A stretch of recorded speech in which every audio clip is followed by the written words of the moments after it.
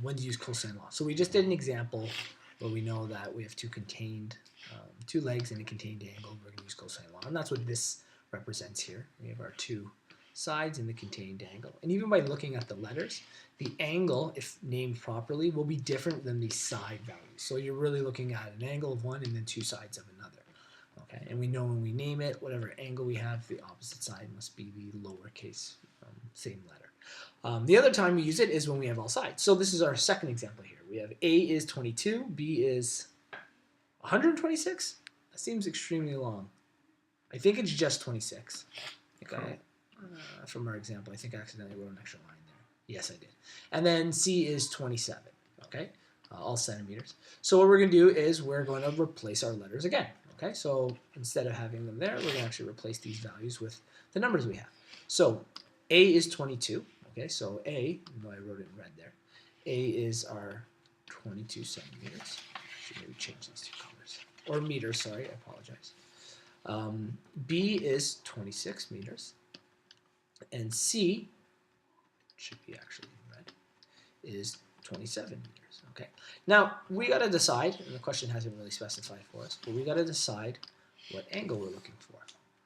Which one do you want to look for? The one opposite of 27, opposite of 26, or opposite of 22?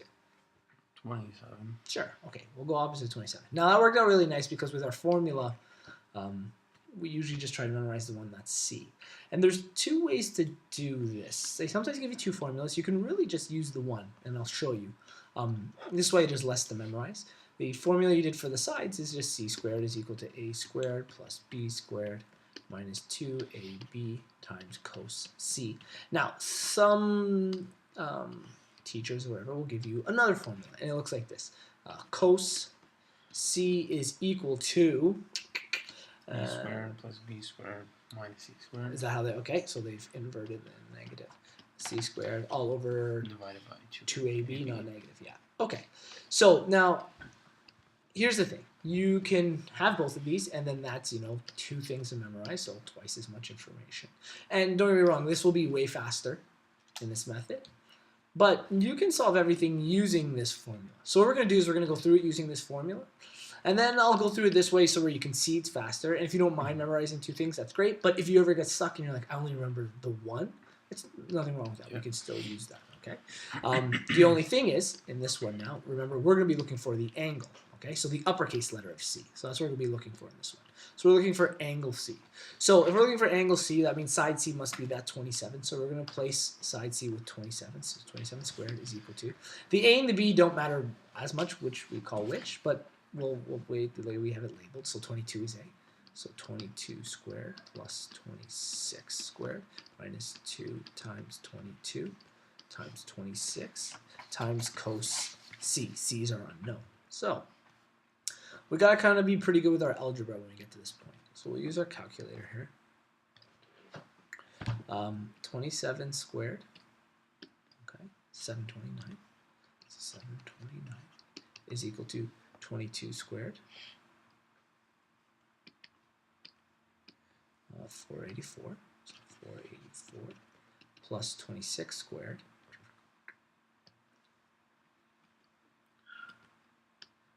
676, okay, 676. Now, we are just going to equate the part in front of cos. So think of it like it is negative 2 times 22 times 26. So you're going to end up with some negative value because it's a negative times positive times positive. Okay, and we're going to leave that value in front of that cos C. It's still multiplied by that cos C. That's again where most errors occur. So negative 2 times 22 times 26, negative 1,144. So minus 1144 times, still times, so right beside it, times cos C. Most errors come here. Students will add these together and then subtract this, but you can't do that because this is multiplied here. So we can put these two together and then move it to the other side of the equation. This all has to kind of stay together because it's being multiplied. So instead of putting it together, I'm just going to move both of them to the other side. Okay, so 729. When I move 484 to the other side, it becomes negative. So negative 484. And when I move this to the other side, it becomes negative 676. The equal sign's now over here just because I didn't have room. Okay? And whatever's left is this here, the negative 1,144 times cos C. Okay, so now we can just equate what's on the left side here.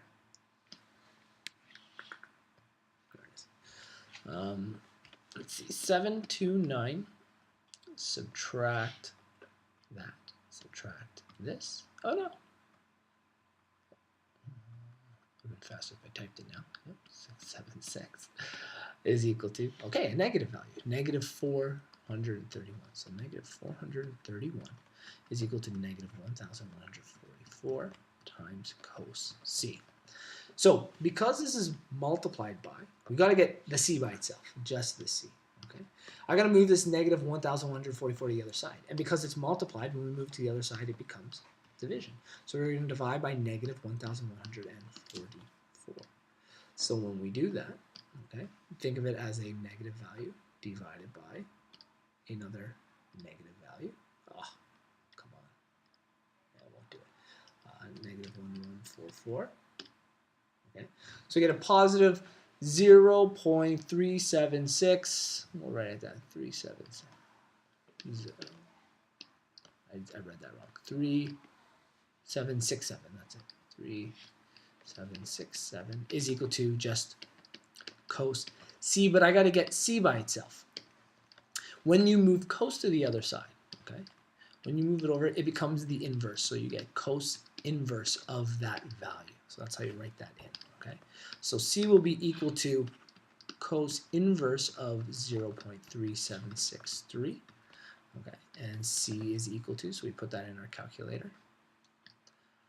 Second function cos. Okay, a cos is technically the same thing of that value. And 67.8 or 0.9, roughly 68 degrees. So I'm going to say it's roughly 68 degrees. So that took a bit of time, and that's this value here. That's 68 degrees. This formula has just kind of been fast-tracked for us. We can kind of put all of our values in for A, B, C, A, B, and calculate it really quickly without having to move things left and right of the equation. So that's why this one's a bit faster. So cos C is equal to, we said A was, what did we say it was 22. So I'll write them all in, and then we'll really quickly go through it because we have most of the numbers here. 22 squared plus 26 squared minus 27 squared, all divided by 2 times 22 times 26. Now, most calculations will be roughly the same for what we did before. So cos C is equal to 22 squared plus 26 squared minus 27 squared is actually going to be the inverse of this number here. Okay, so it's just going to be positive 470 or 431. Okay, so the top will be 431. And you can try it in your calculator, but that's what you're going to get.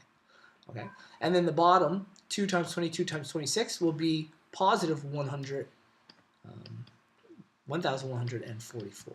And now you'll see we're pretty much at the same spot. We got to do the cos inverse. So we do cos inverse of whatever this is going to be, and it's going to be that number there. We'll just write it in as a fraction. Okay, and that means C is going to be, and when we put that in our calculator, we already know. You can test it if you need to, but it's going to be 68 degrees. So I fast-tracked this because I didn't actually have to do many of the calculations. It usually takes a bit longer, but it is a bit quicker than the other formula. But again, you got to memorize two formulas that way. Okay.